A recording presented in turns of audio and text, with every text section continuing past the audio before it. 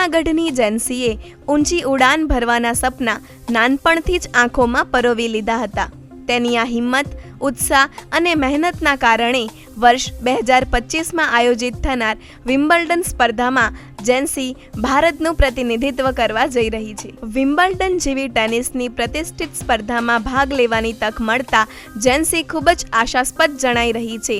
તેના પિતા દીપકભાઈ સહિત અન્ય કોચ જેન્સીને ટેનિસની તાલીમ આપી રહ્યા છે. દરરોજ 7 કલાકની કઠિન પ્રેક્ટિસ જેન્સીને જુનિયર વિમ્બલ્ડન સુધી પહોંચાડવામાં મદદગાર સાબિત થઈ છે. જૂન મહિનામાં આયોજિત વિશ્વના સૌથી પ્રતિષ્ઠિત વિમ્બલ્ડન રમતોત્સવમાં ભાગ લઈને જેન્સી કાનાબાર જૂનાગઢની સાથે ભારતને પણ ટેનિસના ક્ષેત્રમાં ગૌરવ અપાવવા જઈ રહી છે.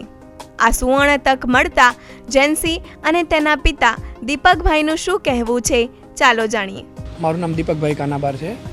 જેન્સી મારી છોકરી છે. એ 4 વર્ષની ત્યારનું એને રેગ્યુલર ટેનિસમાં અમે લોકોએ કોચિંગ અપાવીએ છીએ. શરૂઆતમાં જુનાગઢ જીમખાના ખાતે એને કોચિંગ અપાવ્યું, જેમાં સોમનાથ સરનો બહુ મોટો ફાળો છે. એની આ ગેમ લેવલ એટલી ઊંચી લઈ જવા માટે એણે ખૂબ મહેનત કરી લીધી એની ઉપર. ત્યારબાદ કોરોના કાળથી જ્યારે કોચિસ અહીંયા હાજર નહોતા, ત્યાર પછીથી મેં અને મારા મિત્રો આમાં 5-6 એવા જૂનાગઢના સારા પ્લેયર છે કે જેને જેન્સીના ટેનિસમાં પોતે ઘણો બધો સમય આપ્યો છે અને જેન્સીના ટેનિસ પર ધ્યાન આપ્યું છે. અમે બધાએ સાથે મળી અને જેન્સીને શીખવાડતા હતા અને બીજા 4-5 બાળકો હતા એને અમે સરસ રીતે શીખવાડતા હતા. પછી 2022થી અમે લોકોએ અહીંયા એ 4 મિત્રોએ ભેગા મળી અને 2 કોર્ટ બનાવી અને ત્યાં એકદમ પ્રોફેશનલ લેવલે અમે જેન્સી સહિત બીજા 3 બાળકોને, ખનક એ દીકરી હતી અને આ સિવાય મલય અને વિવાન, આ 4 બાળકોને અમે લોકોએ શીખવાડવાનું ચાલુ કર્યું હતું. બાકીના 3 બાળકો અત્યારે અમદાવાદ ખાતે શીખી રહ્યા છે, જ્યારે જેન્સીનું અહીંયા પ્રોફેશનલ લેવલનું ટ્રેનિંગ એક ધારું ચાલુ છે.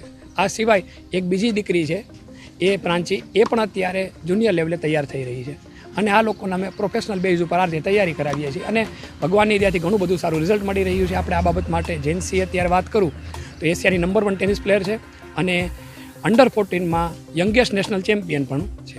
અને આપણે આ જે ડેવલપમેન્ટ સિરીઝ 2 ઉપર થઈ તેમાં ચેમ્પિયન રહ્યા છીએ અને આના બેઝ ઉપર આપણને વિમ્બલ્ડનની અંદર એન્ટ્રી મળી છે. જેન્સીને ટેનિસ શીખવાડવામાં આપણે ગુજરાતના 2 બહુ મોટા કોચ કહી શકાય, તેમાંના એક રમેશ મોદી સર અને બીજા શ્રીમલ ભટ્ટ સર, બંનેનો પણ કંઈક ને કંઈક અંશે મદદરૂપ મને થયેલા છે આ બાબત માટે. એ માટે એ બધાનો પણ આપણે આભાર માનવો ઘટે.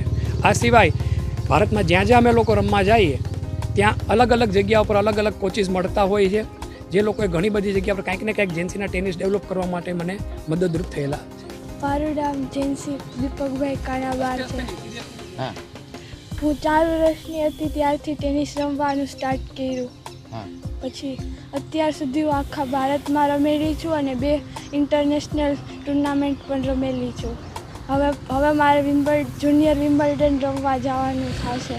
ત્યાં બધા બહુ સારા પ્લેયર આવવાના છે.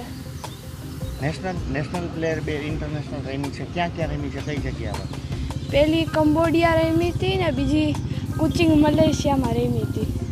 ત્યાં કયા દેશના પ્લેયરો ત્યાંથી એની આગળ શું શીખવા મળ્યું?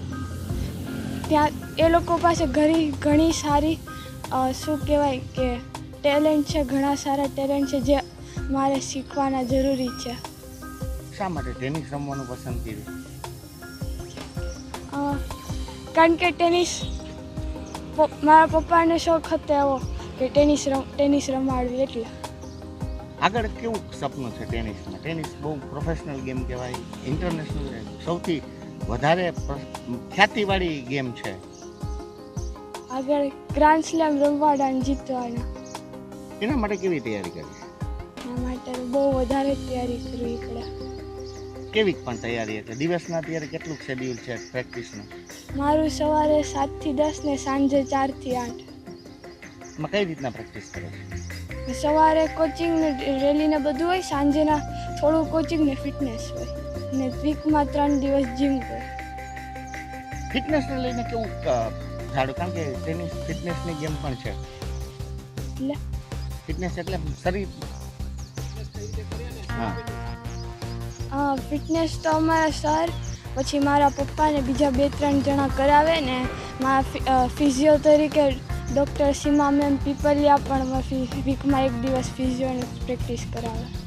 જેન્સીએ જે પ્રમાણે સ્ટેટ લેવલે અને નેશનલ લેવલે ટેનિસમાં ઉત્કૃષ્ટ પ્રદર્શન કર્યું છે, તેવી જ રીતે હવે જેન્સી વિદેશમાં પણ ભારતનું નામ રોશન કરે તેવી સૌને આશા છે.